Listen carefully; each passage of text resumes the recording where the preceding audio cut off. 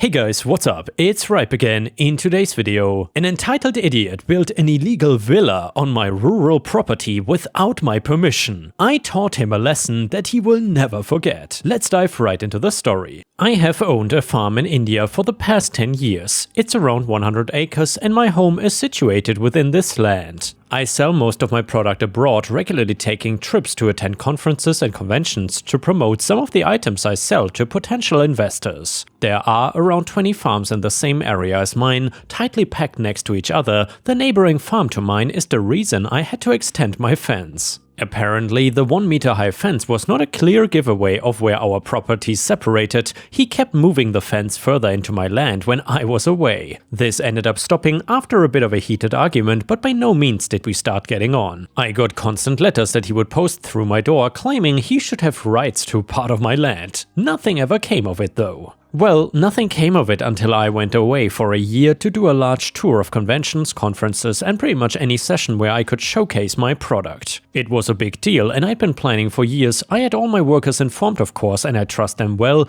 to maintain their job well while I am gone. Something they would have done if my neighbor did not get in the way. After the year in which I had many successful signings, I returned home to see multiple cranes on my property, as well as half of what looked to be a large resort. My workers were still farming in what was left of my land. What on earth happened here? I have demanded in shock. Sir, we are not sure. He kept insisting it was his land. We called the police, but they said they couldn't do anything. One of my workers replied. Who is he? I asked, even though I thought I knew exactly who. The neighboring farm. I couldn't believe it. I stormed straight over to his farm, smoke practically pouring out of my ears. I saw that the resort stretched across his whole property too, and saw him stood by some construction workers ordering them something before they walked off. Oi! I yelled and ran over. Oh, hello, my neighbor said with a smirk. What on earth do you think you're doing here? Building a villa, what does it look like? You've built it onto my land. How on earth did you get the planning permission to build on my private land? Well, I have my influences, he said with a shrug.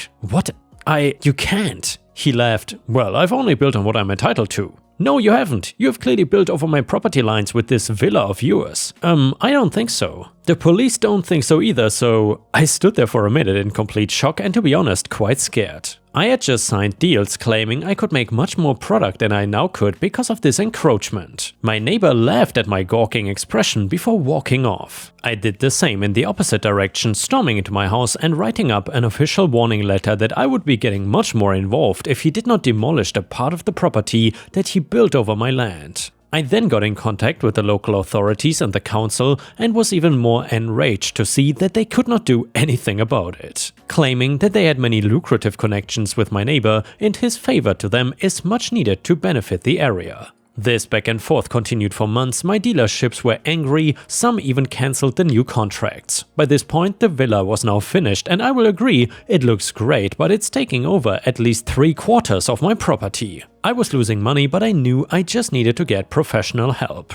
So I hired a land surveyor and a lawyer who came over to inspect our properties. They checked over my deeds and of course confirmed that he had unlawfully encroached onto my land. They could also confirm that the work began around a year ago, so there was no way any verbal consent could have been given from my end, as I could easily confirm that I was in another country. Once the case was compiled, it was looking hopeful. Turns out we would be able to sue him for much more than what the damages probably were, because I can include the work and business that I have missed out on as a result. He was served and a few weeks later we were in court and he came in with his lawyer smirking and rolling his eyes. Present evidence of ownership to the land, the judge asked, and my lawyer handed over my deeds as well as the property surveyor's report of where my property lines are. Sir, you have clearly built over his property lines. What have you got to argue your case? Well, I had no idea what was his property. Nobody's ever on it. It's practically a wasteland, my neighbor responded with fake sincerity. This report details traces of fertilizer found on the underside of your villa, making it clear you built straight over the fields of crops. Ergo, this is not a wasteland and still being used as a farm. Wow, that's preposterous. There's no way. I'm telling you, we own that land. So which is it? Do you own it or were you not aware of the property lines? The judge questioned. What?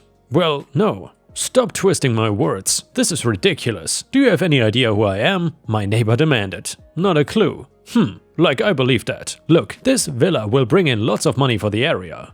The council signed off on it, as well as the police. Are you saying we need to open an investigation into the police with this accusation as the forefront? The judge asked, knowing his influence would soon crumble if he started dressing up the very people doing him these favors. No, that's not necessary. I'm simply saying this villa needs to stay. This whole thing is ridiculous. He had the nerve to laugh. The judge rolled their eyes and turned back towards my lawyer. We were asked to detail what business we had missed out on during this time, how much the land would be damaged, all sorts of things. The judge then did some calculations before turning back to my neighbor.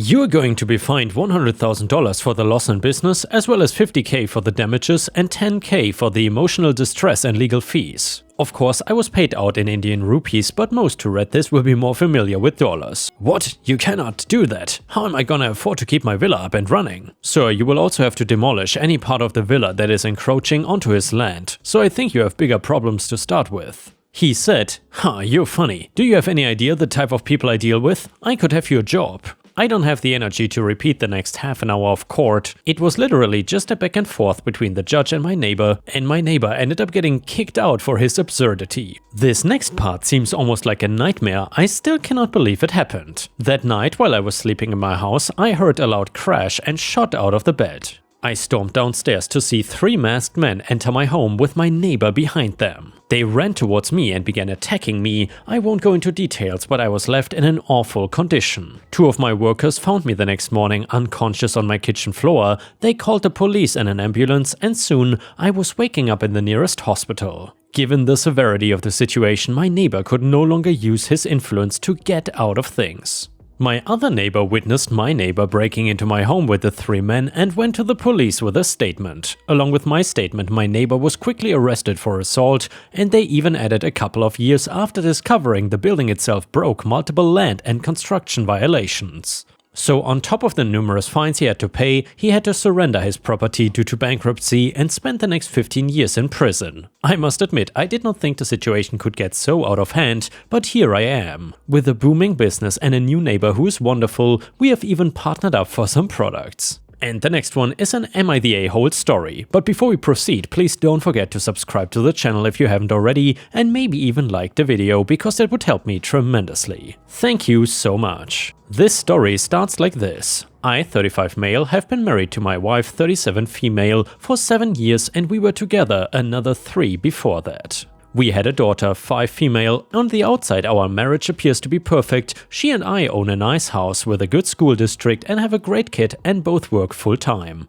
Her job requires her to do some travel and wants her in the office 3 days a week. My job does not pay as well, but I work completely remote and spend a lot of time taking my daughter to soccer or doctor appointments, as well as keeping up around the house. Before anyone asks, this is not a weight gain issue. I'm active and fit, and my wife is the same. For the past 4 or so years, my wife has shown basically no interest in our marriage and acts more like my roommate than my partner. We have basically no romance or intimacy. When I say intimacy, I know some people will jump to intercourse, but to me intimacy means acting like a couple. Hand-holding, kisses, cuddling, and obviously intercourse too. None of those are really things my wife wants to do, and makes it painfully obvious that she is not interested. Before she and I were very much an amazing couple, my wife also shows no interest in my life. She has forgotten important events like our anniversary and even my birthday. Our last anniversary, she said she needed to cancel the dinner plans I made for the 2 of us because she had to work late on a Friday and travel for work the following week. I brought this up to my therapist, who suggested couples therapy and is willing to give some recommendations. I brought this up to my wife, who immediately shut it down, saying, "There's nothing wrong with me, I don't need therapy." Since then, I've made multiple suggestions to her for how we can possibly improve our relationship. Family vacation? Our daughter won't appreciate it. I don't see what a 5-year-old wouldn't want to go to the beach for a couple of days, but maybe I'm wrong. A romantic getaway for just her and I? No, I'm too busy at work. Or can't we just spend time together at home? Taking our daughter on a bike ride and going out to lunch on a weekend? I just want to relax. So I gave up trying to initiate anything with her and recently began looking for an out. I watched my parents in a failing marriage for a decade and I don't want to put my kids through that. I talked to a lawyer and got papers ready and can buy a condo in town to keep our daughter in the same school district with her friends since I cannot afford our house by myself. I recently confronted my wife when our daughter was at a play date. I told her that I'm seriously considering leaving her since I feel as though I don't matter to her and our relationship is never a priority to her. I told her I have an exit plan and if she doesn't make changes by the new year, I'm gonna file for divorce and full custody. She and I got into a big fight where she basically told me that I was manipulative and an a-hole for blindsiding her like that. I told her that none of this would be an issue if she cared about us or at least pretended to. I told her I don't want our daughter to see how unhealthy our relationship is. All of this happened yesterday. So Reddit, am I the a-hole for what I said to my wife and our argument afterwards? Edit, I've brought up my concerns about our marriage to her multiple times. Things usually improve for a short while, but are quickly back to the status quo in a week or two. And yeah, Ripe Stars, let me know in the comments what you think about this one. Do you think OP is being the a-hole here or not? A user in the comments said, if you've already decided to go to a lawyer and file on Monday, don't do anything abnormal today, don't say anything about the relationship, don't beg, cajole, threaten or rant, don't make any snippy comments, don't act extra sweet or kind. Just carry about your normal Sunday and act like the conversation actually never happened. Then just go and do it. Comment number 2, not the a-hole. I would approach her once again about couples therapy by saying, I don't think you are unwell, but I think our relationship is unwell.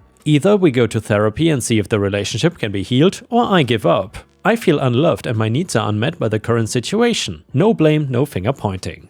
Comment number 3, your wife has checked out of the marriage and is probably just shocked that you still care about anything and demand to be anything other than roommates. It's one of 3 things. Either she has fallen out of love but is sticking around for your kid or financial reasons. 2, she has defined herself as asexual and has no requirements for intimacy. Or 3, she's been using her nights out with the girls as cover for having an affair and hence the complete lack of care and intimacy as she is getting it elsewhere. Update, hey everyone, first of all thank you for your replies and messages, I received a ton and haven't been able to reply to them all. It has been a crazy couple of weeks unfortunately. My marriage is over and after talking to my wife I realized it has been for a long time. The day after my post I began the divorce process with my lawyer. Everyone who said I was an a-hole for saying I was going to get full custody, that is true. I was angry, frustrated and said something I shouldn't have. We are gonna split custody with me having the weekdays and my wife having the weekends.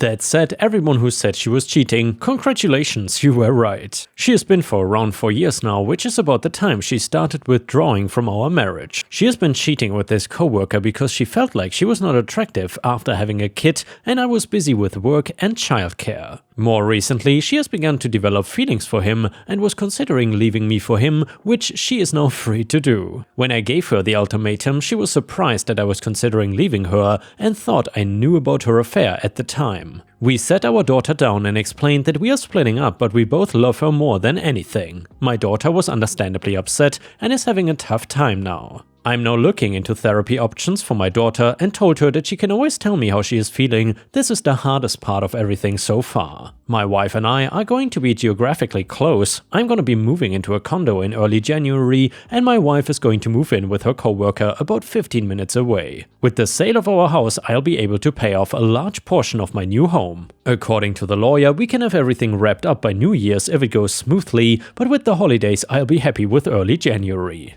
In the meantime, I'm gonna start rebuilding my life. I did not get married with the intention of getting divorced, but here we are. I'm gonna work on myself and my relationship with my daughter, starting with a vacation. I'm gonna surprise her with a trip to Disney this winter. It will be expensive, but I really want to make her happy and create some happy memories. I'm gonna miss her on weekends and maybe one day I will explain this all to her when she is an appropriate age and we can talk about it more. In the meantime, I'm gonna work on myself and try to be the best version of me that I can. I don't know what the future holds, but I guess I will know eventually. Final update, hey everyone, I figured I would give one final update. My divorce has been finalized and I feel exhausted and relieved. I'm looking forward to starting the next chapter of my life. This was the longest close to 6 months of my life and I'm happy it's over now. I do feel a bit empty, but that will pass eventually. My ex-wife dragged parts of it out more than needed, which was very frustrating. She ended up finding her own place, which she was not happy about, and she is also pregnant, but neither of those are my problems. I got primary custody of our daughter. I get most weeknights and most weekends plus travel. She and I are both doing well and adjusting to things a little bit. I'm working on myself still and think that I have a long way to go. She is talking with a therapist who is helping her work through her emotions, and I try to make the holidays special for her. I want to thank to those of you who recommended support subreddits for infidelity. Reading a lot about similar situations has given me perspective on my situation. If anyone is going through a similar struggle, I understand what you're going through, and I hope you find the strength to do what you need to do.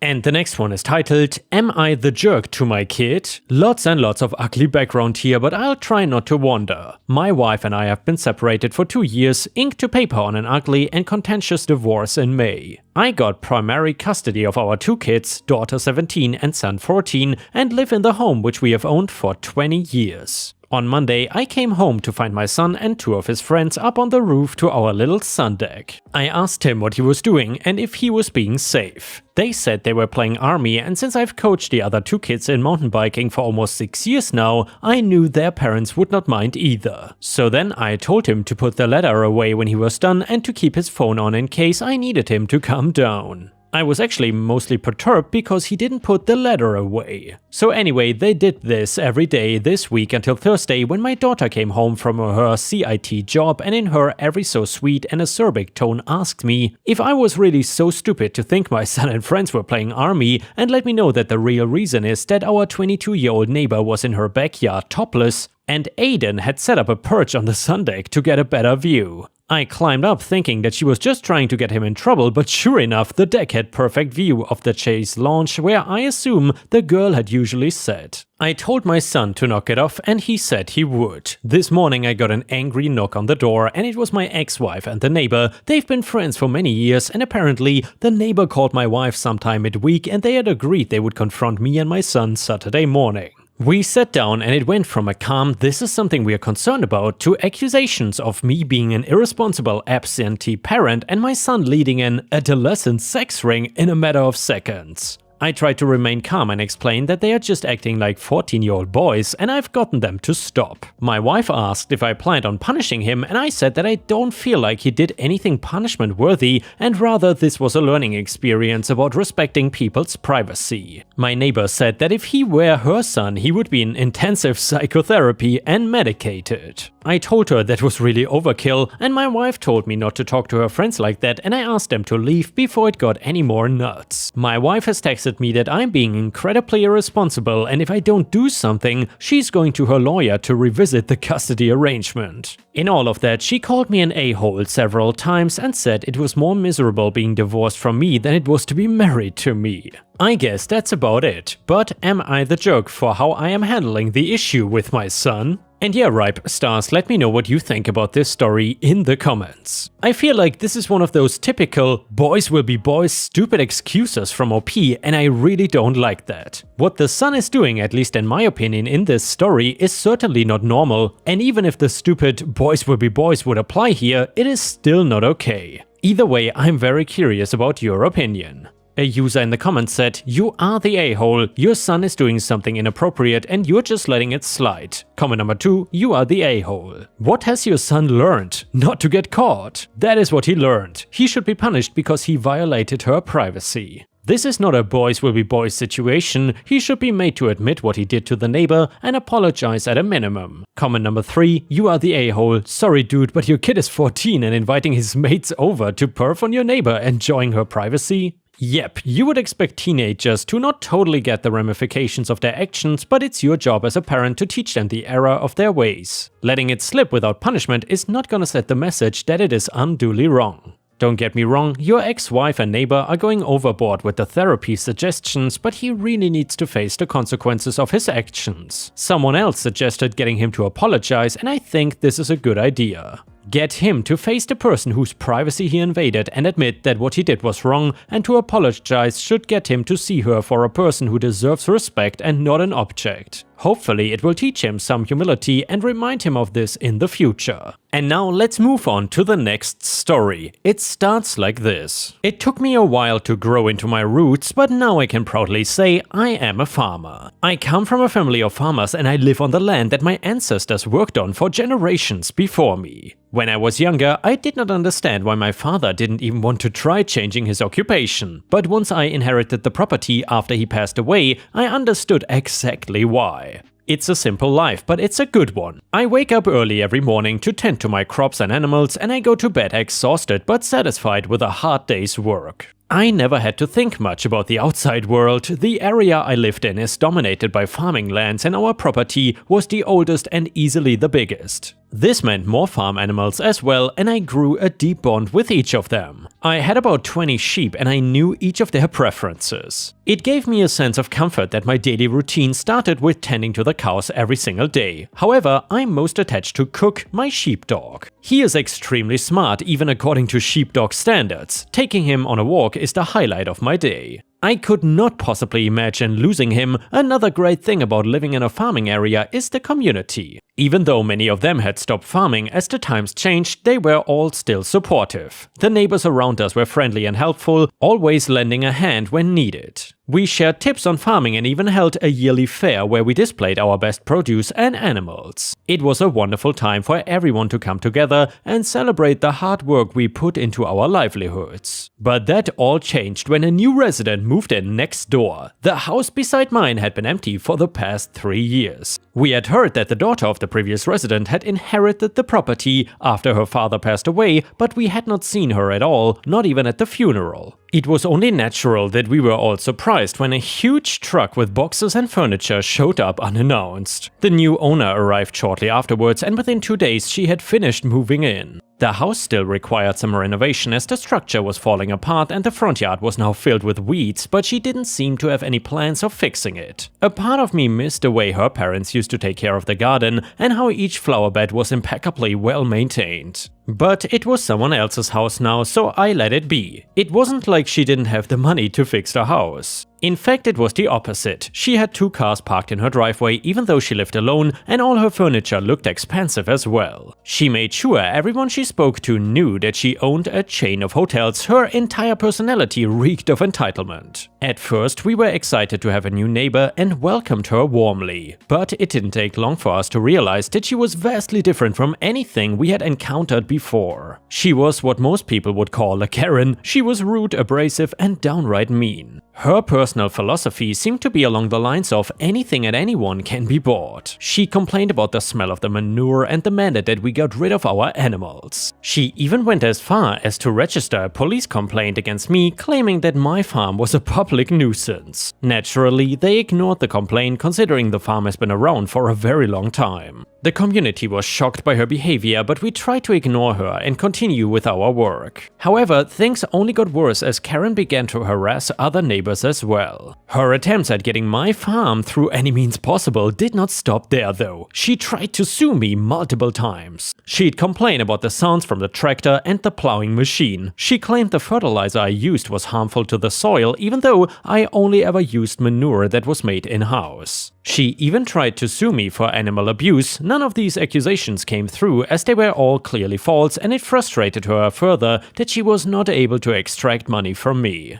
I figured it would be best to ignore her, and at first it was easy to not pay any attention to her. I'm not the kind of person who makes small talk with strangers, and Karen seemed like the type who would want to chat about everything under the sun. But as the days went on, I started to hear things. Whispers from the other farmers, tales of Karen's deceitful ways. They said she was trying to forge documents to steal land from other people in the area. I did not pay much attention to it until I realized she had her sights set on my land. I was not sure how to handle it at first. I had heard stories of people like Karen before, but I had never encountered one myself. She came over to my farm one day, all smiles and charm, and started asking me about my land. I could tell right away that she was up to something, but I played it cool. I didn't want to make any enemies, especially not one who lived so close to me. I knew that ship had sailed when she decided to keep trying to sue me and take my land until I go bankrupt, but I had hoped that there was still a peaceful solution. However, Karen did not give up that easily. She started coming over more and more often, always with some new scheme to try and get me to sign over my land to her. I started to feel like I was under siege. I didn't know what to do. She even tried offering me a lot of money, but this property was priceless to me.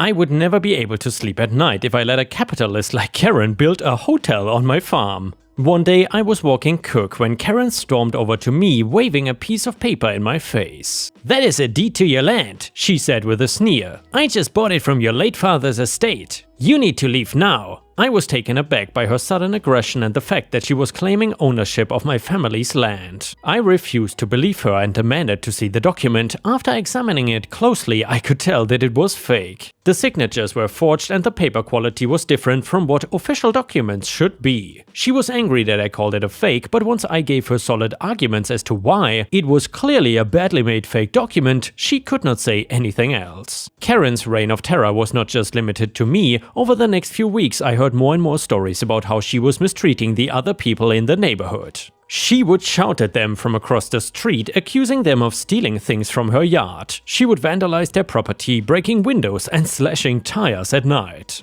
And worst of all, she would threaten them with physical violence, telling them she would hurt them if they didn't do what she wanted. Karen's behavior towards the other neighbors in the area was becoming more and more outrageous by the day. I could not believe how one person could cause so much trouble and pain to the community. Whenever she felt like she was in trouble, she would simply write a check and pretend that solved everything and excuses her behavior. One of my neighbors, an elderly woman who lived down the road, had her garden destroyed by Karen. She had spent months tending to her vegetables and Karen came in one night and pulled up every single plant, leaving nothing but dirt in its place. When the woman confronted Karen, she was met with a barrage of insults and threats. Karen told her that she should be grateful she didn't do worse and that if she didn't want to be harassed, she should just stay out of her way. Another neighbor, a young family who had just moved into the area, had their mailbox smashed by Karen when she drove into it at 2 a.m. When they asked her why she had done it, Karen became irate and started screaming at them, telling them to mind their own business and stay off her property. She claimed she hadn't done it and they had no evidence or eyewitness, but it was very obvious that it was her, as her car had a huge dent that wasn't there before. Another neighbor, a man who lived alone, had his lawn furniture stolen by Karen. He saw her walking away with it one day and confronted her, but she denied everything and threatened to sue him for defamation if he went around making accusations like these. She went on bragging about how much money she already had and therefore would have no need to steal from someone like him. Karen's behavior was getting worse by the day and it seemed like nobody could stop her. She was becoming more aggressive and more brazen in her attempts to get what she wanted, and it was not just the other neighbors she was targeting. She was still fixated on my land and she was determined to get it no matter what.